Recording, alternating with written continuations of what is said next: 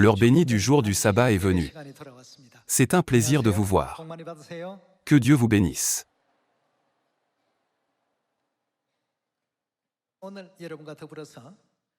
Aujourd'hui, prenons le temps d'étudier la parole de Dieu avec le sermon intitulé « Qui suis-je »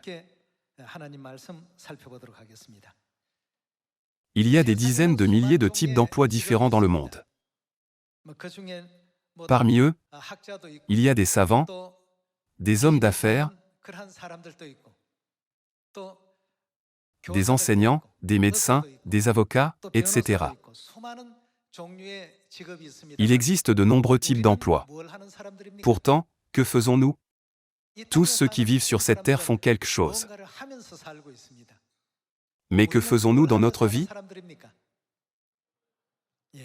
Aujourd'hui, nous devons demander à Dieu de l'aide à ce sujet à travers la Bible.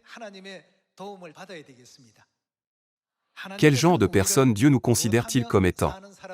Aujourd'hui, examinons les réponses de Dieu à notre question « Qui suis-je »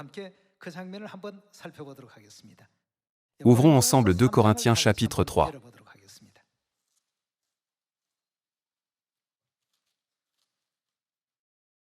Examinons l'enseignement dans 2 Corinthiens chapitre 3, verset 6.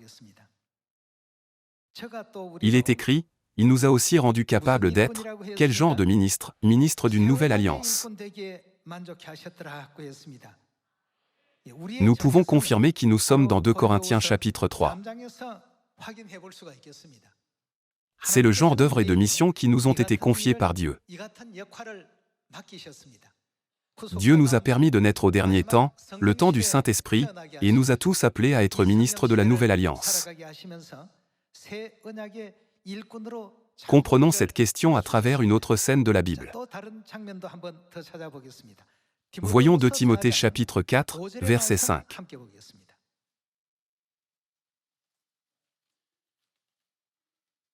Voyons le chapitre 4, verset 5. « Mais toi, sois sobre en toutes choses, supporte les souffrances, fais l'œuvre d'un évangéliste, remplis bien ton ministère. » Dans 2 Corinthiens chapitre 3 et aussi dans 2 Timothée chapitre 4, Dieu a clairement indiqué la mission et l'œuvre que nous devons accomplir. Passons au livre des Actes des Apôtres chapitre 1. Voyons Actes chapitre 1. Dans Actes chapitre 1, verset 6, il est écrit « Alors les apôtres réunis lui demandèrent, « Seigneur, est-ce en ce temps que tu rétabliras le royaume d'Israël » Il leur répondit, « Ce n'est pas à vous de connaître les temps ou les moments que le Père a fixés de sa propre autorité. Mais vous recevrez une puissance, le Saint-Esprit survenant sur vous, et vous serez mes témoins à Jérusalem, dans toute la Judée, dans la Samarie, et jusqu'aux extrémités de la terre. »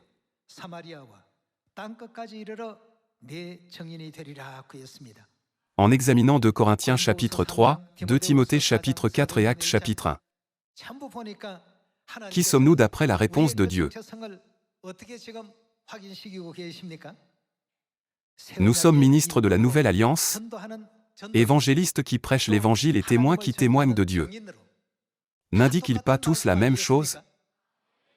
Même si les paroles ont été exprimées d'une manière légèrement différente, finalement, Dieu nous explique la même réponse concernant notre identité. Ce n'est pas tout. Ouvrons Matthieu chapitre 4. Matthieu chapitre 4. Voyons Matthieu chapitre 4, verset 19. Il leur dit, « Suivez-moi, et je vous ferai, quoi? Pêcheurs d'hommes. »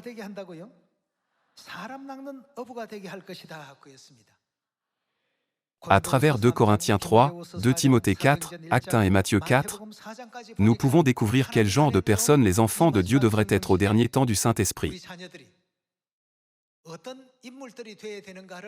Dieu continue à transmettre le même message à travers diverses expressions. Ne pouvez-vous pas tous le comprendre?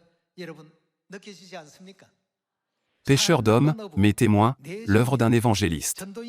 Et ministres de la Nouvelle Alliance, frères et sœurs, sont-ils différents? Ils sont tous les mêmes.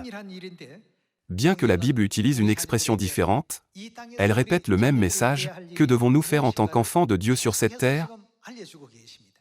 Lorsque Dieu a dit « ministre de la Nouvelle Alliance », nous ne le comprenons pas. Lorsque Dieu a dit « l'œuvre d'un évangéliste », nous ne le comprenons toujours pas. Lorsque Dieu a dit « mes témoins », nous ne le comprenons toujours pas. C'est pourquoi Dieu a même utilisé l'expression poétique « pécheur d'hommes ». Cependant, nous ne le comprenons toujours pas.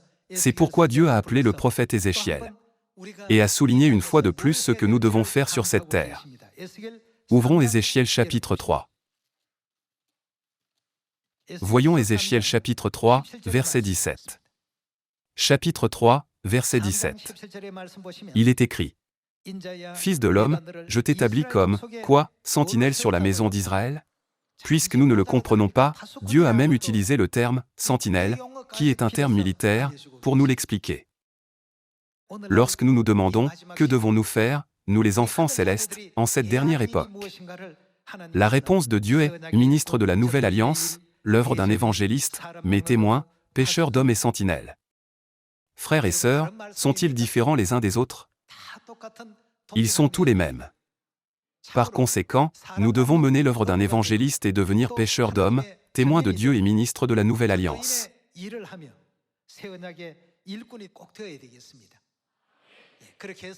Pour cette raison, j'espère que nous pourrons marcher sur le chemin de la foi et de l'Évangile, sur lesquels personne n'aura de regrets. De plus, en prêchant l'Évangile, nous devons tous apprendre, réaliser et sentir à quel point Père Céleste et Mère Céleste ont travaillé dur pour sauver leurs enfants sur cette terre.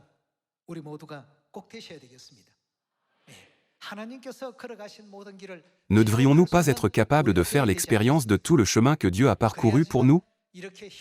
Ce n'est qu'alors que nous pouvons réaliser que Père Céleste et Mère Céleste ont fait tous les efforts possibles pour nous sauver et nous donner le pardon des péchés. Ils ont laissé la gloire du ciel pour leurs enfants et ont travaillé si dur, uniquement pour leurs enfants. Lorsque nous retournerons au royaume des cieux, nous comprendrons tout. C'est pourquoi Dieu nous dit « Je vous ai fait ministre de la Nouvelle Alliance. Faites l'œuvre d'un évangéliste. Soyez mes témoins. Je vous ai fait pécheur d'hommes. Je vous ai établi comme sentinelle. » Pour ceux qui ne comprennent toujours pas, même lorsqu'ils sont appelés sentinelles, Dieu a utilisé une expression plus simple dans 2 Timothée 4. Passons à 2 Timothée chapitre 4. Voyons 2 Timothée chapitre 4, verset 1. Chapitre 4, verset 1. Je t'en conjure devant Dieu et devant Jésus-Christ, qui doit juger les vivants et les morts, et au nom de son avènement et de son royaume, prêche la parole, insiste en toute occasion, favorable ou non. Parmi les enseignements que Dieu nous a donnés, il y a la prédication de la parole. Nous devons comprendre que cela a une signification importante. Reprend, censure, exhorte, avec toute douceur et en instruisant. Car il viendra un temps où les hommes ne supporteront pas la saine doctrine, mais, ayant la démangeaison d'entendre des choses agréables, ils se donneront une foule de docteurs selon leurs propres désirs, détourneront l'oreille de la vérité, et se tourneront vers les fables. Verset 5. Mais toi, sois sobre en toutes choses, supporte les souffrances, fais l'œuvre d'un évangéliste, remplis bien ton ministère.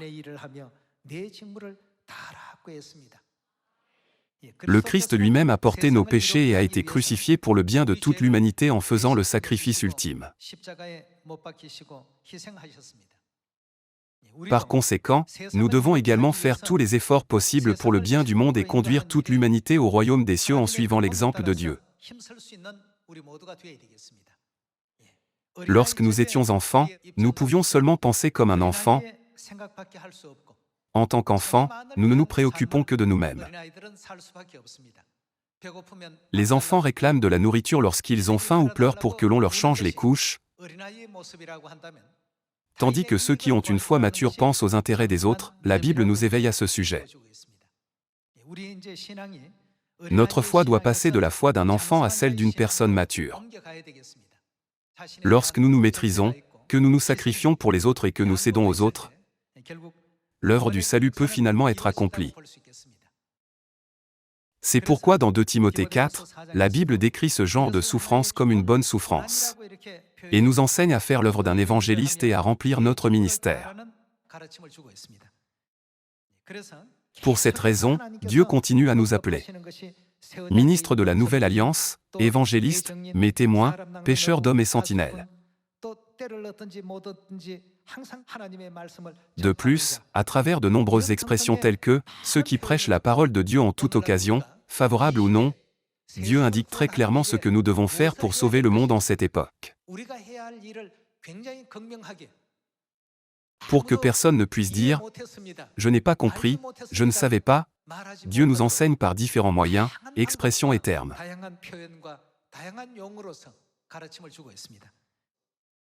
Dieu éveille ses enfants à leur mission de sauver le monde en cette époque et d'accomplir la grande œuvre en tant qu'ange de lumière. Dans Matthieu chapitre 28, qu'est-ce que Jésus nous a ordonné de faire?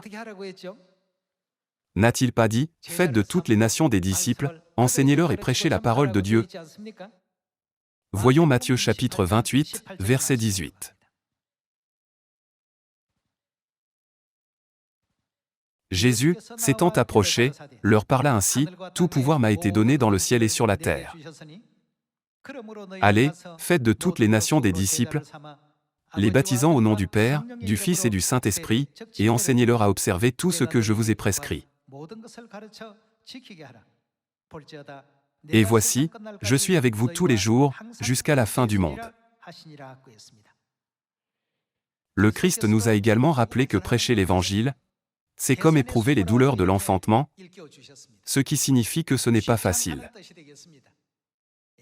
Dieu sait mieux que quelqu'un d'autre que l'œuvre de prêcher l'Évangile n'est pas quelque chose de simple ou de facile. Alors, pourquoi nous a-t-il demandé de faire une telle œuvre difficile? Lorsque nous regardons la vie du Christ, le Christ a également vécu une vie consacrée pour nous sauver, nous les pécheurs. S'il était resté dans le ciel, il aurait été glorifié, et il n'aurait pas dû être blâmé, calomnié ou insulté comme il l'était sur cette terre. Cependant, il a enduré toutes ces insultes parce que c'était le seul moyen de donner à ses enfants le pardon des péchés qui pouvaient les sauver. Dieu a aimé et chéri ses enfants beaucoup plus que lui-même.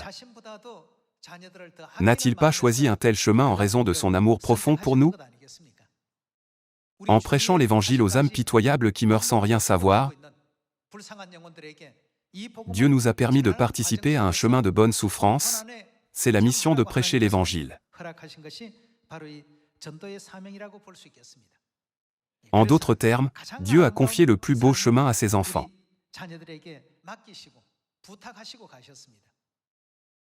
Voyons Marc chapitre 16. Dans le verset 15, Jésus dit « Allez par tout le monde, et, que devons-nous faire? Prêcher la bonne nouvelle à toute la création. » Frères et sœurs, il n'y a qu'une seule chose que Dieu veut et nous ordonne de faire. Dieu nous enseigne continuellement ce message à travers d'innombrables expressions de nombreux prophètes, afin que nous puissions vivre une vie sans regret, lorsque nous retournerons dans le royaume des cieux. Dieu nous éveille à ce que nous devons faire sur cette terre afin que nous puissions nous préparer à une telle vie. Certains peuvent dire, dans ma vie sur cette terre, j'ai vécu sans but. Je ne savais même pas quoi faire. Nous ne pourrons pas donner de telles excuses lorsque nous irons au ciel. Pourquoi? Comme nous l'avons étudié jusqu'ici, Dieu nous a clairement montré sa volonté et nous a enseigné le moyen d'être bénis. Par conséquent, nous ne devons pas prendre à la légère ce qu'il nous a enseigné. Aucun d'entre nous ne doit manquer d'écouter et de comprendre ces paroles solennelles. Il y a encore beaucoup de gens autour de nous qui attendent l'Évangile. Beaucoup d'entre eux ne sont pas encore retournés à Sion parce qu'ils n'ont pas entendu l'Évangile. Par conséquent, qu'est-ce que Dieu nous a dit de faire? N'est-il pas écrit que nous devons aller vers eux et leur prêcher? Par conséquent, quelle est notre mission? Lorsque Dieu nous a donné la mission sur cette terre, il nous a appelés ministres de la Nouvelle Alliance. Dieu nous a également appelés évangélistes et mes témoins. Il nous a même donné le titre de pêcheurs d'hommes, de sentinelles, de ceux qui prêchent la parole et de ceux qui baptisent les gens au nom du Père, du Fils et du Saint-Esprit. Il a également expliqué que nous sommes ceux qui vont dans le monde et prêchent l'Évangile à tous les peuples. Par conséquent, je crois que la prédication est l'une des choses les plus importantes pour notre évangile et de notre vie de foi. Voyons ensemble Marc chapitre 1.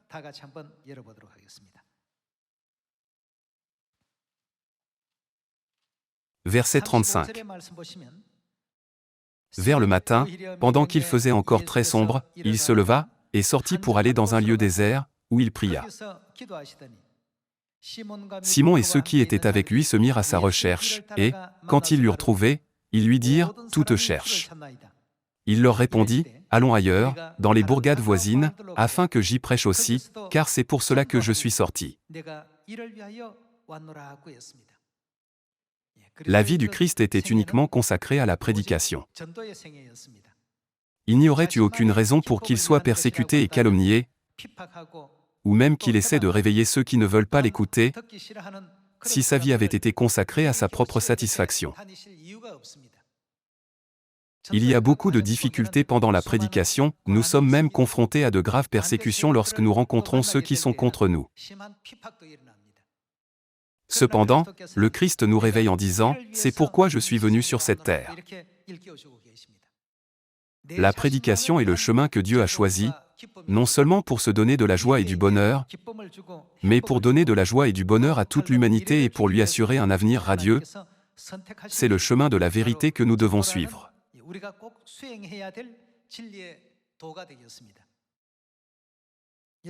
Frères et sœurs, si nous prenons un moment pour digérer tout cela, nous pouvons réaliser que Dieu nous a fait comprendre qui nous sommes par de nombreux prophètes. De plus, nous pouvons réaliser qu'il nous a clairement enseigné ce que nous devons faire en ce temps du Saint-Esprit. Dieu nous a dit d'accomplir notre mission, que ce soit en toute occasion, favorable ou non. Il a dit que nous ne le regretterons jamais. Ne devrions-nous pas être ceux qui savent obéir et suivre toutes les paroles de Dieu? Alors, Dieu nous a accordé des titres tels que « ministre de la Nouvelle Alliance »,« évangéliste »,« mes témoins »,« pécheurs d'hommes et sentinelles ». À qui Dieu donne-t-il de tels titres? Ils sont donnés seulement à ceux qui sont approuvés par Dieu. Ce sont les meilleurs titres dans le monde spirituel. Voyons 1 Thessaloniciens chapitre 2. Dans 1 Thessaloniciens chapitre 2, verset 3, il est écrit: « Car notre prédication ne repose ni sur l'erreur, ni sur des motifs impurs, ni sur la fraude, mais, puisque Dieu nous a jugés dignes de nous confier l'Évangile, nous parlons, non comme pour plaire à des hommes, mais pour plaire à Dieu qui sonde nos cœurs. »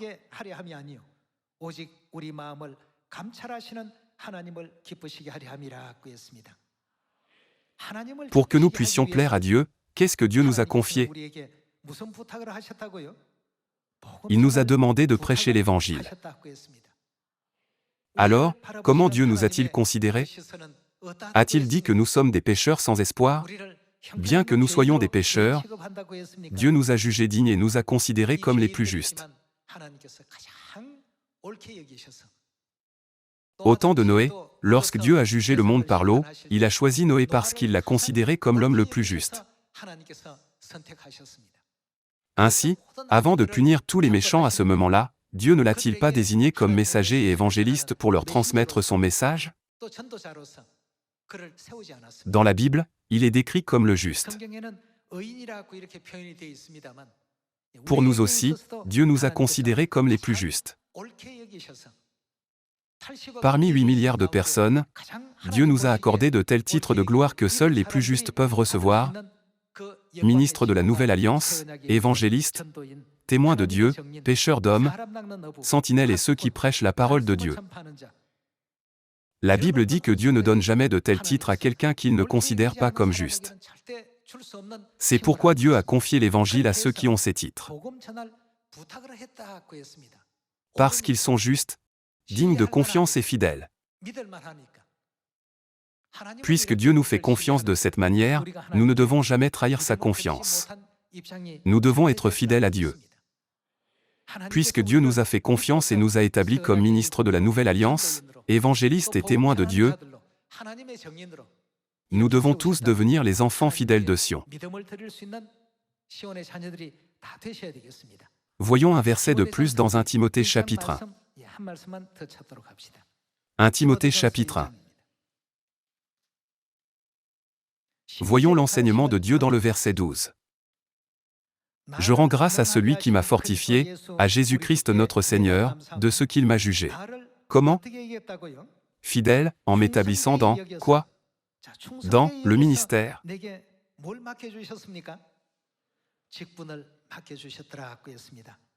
Quel genre de ministère, c'est-à-dire quel poste nous a-t-il confié? Dieu nous a confié les postes de ministres de la Nouvelle Alliance, de témoins de Dieu et d'évangélistes. Lorsqu'une personne occupe un poste de direction dans une entreprise, de nombreuses personnes l'admirent en disant « Il est vraiment génial. Je le respecte. » Néanmoins, le poste que nous avons reçu est quelque chose que même les anges du ciel envient. Dieu nous a établis dans un tel poste parce qu'il nous a jugés fidèles. Voyons le verset 13. Car ceux qui remplissent convenablement leur ministère s'acquièrent un rang honorable et une grande assurance dans la foi en Jésus-Christ. Lorsque l'apôtre Paul ne connaissait pas Dieu, il a arrêté et emprisonné le peuple de Dieu. Il a même pris l'initiative de tuer de grands personnages comme Étienne. Cependant, Dieu a eu pitié de lui bien qu'il soit considéré comme le pire des pécheurs. Il a choisi Paul et l'a jugé fidèle en lui accordant les titres d'apôtre et même de chef de l'Église primitive. N'est-ce pas pourquoi, à travers les nombreux livres qu'il a écrits dans le Nouveau Testament, nous pouvons comprendre les œuvres de Paul et la grâce de Dieu?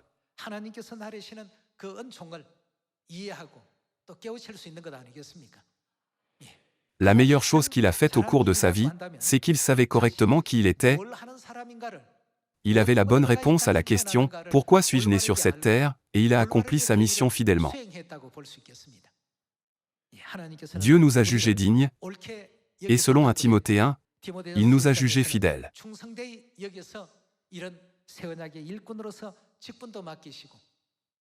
Ainsi, il nous a même confié le poste de ministre de la Nouvelle Alliance. Il nous a également fait pécheurs d'hommes comme Pierre et Jean, et nous a établis comme ces témoins qui témoignent de l'œuvre de Dieu. Prenons cette mission à cœur et accomplissons-la fidèlement. Vantons-nous de notre Dieu à tous les gens du monde. Et proclamons la vérité de la nouvelle alliance que nous avons apprise de Dieu, afin que nous n'ayons pas de regrets lors de notre retour au ciel. Nous ne devons pas regarder en arrière en disant « Oh, j'aurais dû prêcher un peu plus » ou « J'aurais dû être plus diligent ». Au lieu de cela, faisons de notre mieux pendant que nous sommes sur cette terre afin de ne pas avoir de regrets. Lorsque nous demandons aux 8 milliards d'habitants du monde « Pourquoi êtes-vous nés sur cette terre ?», beaucoup de gens ne connaissent même pas la raison de leur existence. Cependant, Dieu ne nous révèle-t-il pas les bonnes réponses à toutes ces questions par la vérité? Ceux qui savent d'où nous venons et où nous allons, et qui vivent avec cette connaissance, sont ceux qui vivent la meilleure vie. De plus, Dieu a même clairement indiqué ce que nous devons faire en vivant sur cette terre. Puisque Dieu nous a donné une explication si détaillée à ce sujet, personne ne pourra dire « Je suis retourné au ciel sans rien savoir qui je suis ». Dieu nous a clairement informés de notre véritable identité. C'est Dieu qui nous a dit de devenir ministres de la Nouvelle Alliance. Il nous a également enseigné que nous avons été expulsés sur cette terre, après avoir péché dans le ciel, et que nous pouvons retourner dans notre maison céleste, lorsque nous recevons le pardon des péchés. Dieu nous a dit de prêcher aux gens du monde sa promesse par laquelle nous pouvons recevoir le pardon des péchés et aller au royaume des cieux. Qu'ils acceptent la vérité ou non, cela dépend d'eux. Notre mission est de prêcher tout ce que Dieu nous a ordonné, qu'ils écoutent ou qu'ils n'écoutent pas. J'espère que nous accomplirons cette mission cette année afin que Père et Mère soient heureux, et que les enfants de Sion volent comme des colombes et retournent à Mère Céleste. Nous sommes venus prêcher la nouvelle alliance sur cette terre. Seul le premier-né, que Dieu considère comme le plus juste, peut accomplir cette mission. Nous avons le privilège du premier-né. Il n'est pas exagéré de dire que nous avons le pouvoir de sauver quelqu'un, ou de le laisser mourir.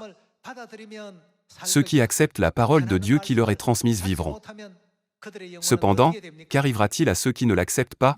La seule chose à laquelle leur âme peut s'attendre est d'être détruite. Bien qu'il y ait de nombreux êtres spirituels et anges dans le ciel, n'importe qui peut-il occuper un poste et un titre si important? Nous ne devons pas laisser de s'écouler ce temps précieux qui nous est accordé en vain en vivant sur cette terre sans but et sans comprendre ces glorieuses choses spirituelles.